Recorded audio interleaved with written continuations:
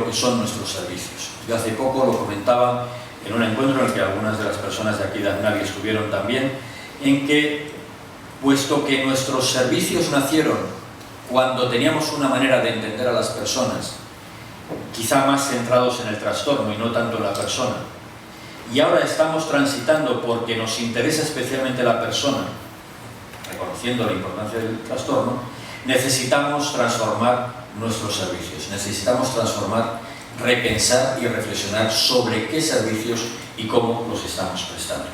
Y ahí yo voy a dar algunas claves o algunas cuestiones que yo creo que pueden ser de interés. Por ejemplo, veamos esta imagen. Yo hace un tiempo escribía un pequeño artículo que decía de quién es Eliane. Eliane es una mujer con trastorno del desarrollo, tiene una importante discapacidad en cuanto a un funcionamiento intelectual limitado, es inmigrante, está en un entorno de pobreza, es una mujer que además es maltratada por su entorno. ¿De quién es Eliane? De las organizaciones de discapacidad intelectual, de las organizaciones de la pobreza, de las organizaciones que se dedican a los inmigrantes. ¿De quién es Eliane? Lo que esto quiero resaltar es que, con independencia de la necesidad de nuestras asociaciones para fomentar y seguir fomentando los derechos, el conocimiento y la investigación de colectivos concretos, cada vez más en el ámbito de la persona, no del colectivo, en el ámbito de la persona tenemos que generar complicidad con la sociedad.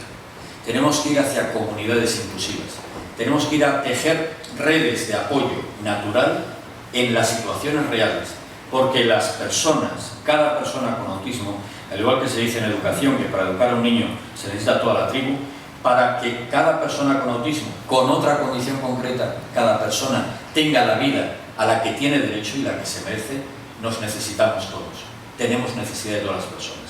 Tenemos necesidad de los expertos de autismo, pero tenemos necesidad de cualquier persona implicada activamente en una sociedad mejor.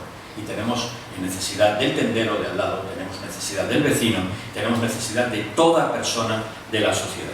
Por lo tanto, ahí lo que yo diría es que cada vez deberíamos avanzar más hacia un poco esta imagen, lo que quiere representar las conversaciones cruzadas con muchas personas diferentes. A veces hemos venido hablando mucho entre los nuestros. Los del autismo hablamos con los del autismo, los de la discapacidad intelectual hablamos con los de la discapacidad intelectual, los de la enfermedad mental hablan entre los de la enfermedad mental, y quizá deberíamos acostumbrarnos a conversar más por lo común, que son las personas, con independencia de que, lógicamente, cada colectivo luego sigamos avanzando en la construcción, como decía antes, del conocimiento y en la visibilización concreta y la sensibilización concreta de colectivos concretos. Pero insisto, en mi opinión, para el futuro, una de las claves, en mi opinión, irrenunciable de las organizaciones del futuro es que abran sus puertas y conversen y se alíen con todas las otras organizaciones y con la sociedad, hagan cómplices a la sociedad para avanzar en las mejores respuestas a las personas. Y así, por ejemplo, un informe internacional de FEAS a nivel mundial, incluso en internacional, se habla de la construcción de comunidades inclusivas, comunidades fuertes. Si queremos avanzar hacia personas en las que se cumpla su derecho a una vida independiente y en inclusión plena en la comunidad, es decir, personas ciudadanamente activas y de ciudadanía de pleno derecho, dicen estos informes, tenemos que avanzar hacia comunidades inclusivas que favorezcan las capacidades de elección de las personas, que tengan apoyos suficientes y que estén en entornos inclusivos.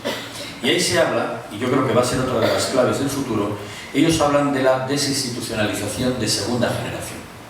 Y viene a decir, como es el caso del movimiento asociativo FEAS, afortunadamente las familias, en España en nuestro caso hace 50 años, las familias pioneras crearon una red de servicios que eran totalmente diferentes a lo que ocurría en aquel entonces. Agustín y yo, como tenemos nuestros años, hablábamos de lo que ocurría en los años 70, cuando uno y otro visitábamos instituciones, lo que se llama instituciones, de cientos de personas, en las afueras de las ciudades, en entornos psiquiátricos o en entornos donde había las unidades de profundos, las unidades de psicóticos, las unidades de severos, y eso eran las instituciones. Y gracias a las familias y al empuje de las familias en todo el Estado, se crearon unos servicios que no tenían nada que ver con los entornos de alta institucionalización que había entonces. Y se abrieron colegios especiales, y se abrieron centros especiales, y se fueron creando servicios especiales, sí, pero en aquella época mucho mejores de los que las instituciones previas había.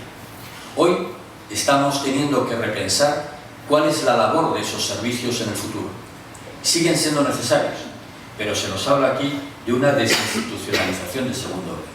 Se nos habla de avanzar hacia que nuestros servicios pongan su conocimiento, su alto conocimiento y experiencia aprendida durante tantos años al servicio de un apoyo personalizado y en comunidad.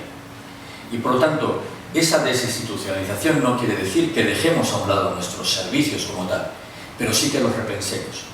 Y por ejemplo, cuando se habla de servicios residenciales, este informe nos dice también, ojo, la institucionalización en estos casos no depende tanto de las paredes, depende de que dentro de esas paredes haya posibilidades de elección, haya los apoyos adecuados y se les permita inclusión en la comunidad. Y se nos dice, tanto podría ser una alta institucionalización, un piso en la ciudad, como una gran residencia, si las personas no tienen nada que elegir, no tienen los apoyos que requieren y no tienen oportunidades de participar en la vida de lo común, en la vida comunitaria. Bien, por lo tanto, una cuestión clave del futuro ya en ciernes, es que, al igual que ha hecho siempre un movimiento asociativo valiente y con coraje con las familias pioneras, sigamos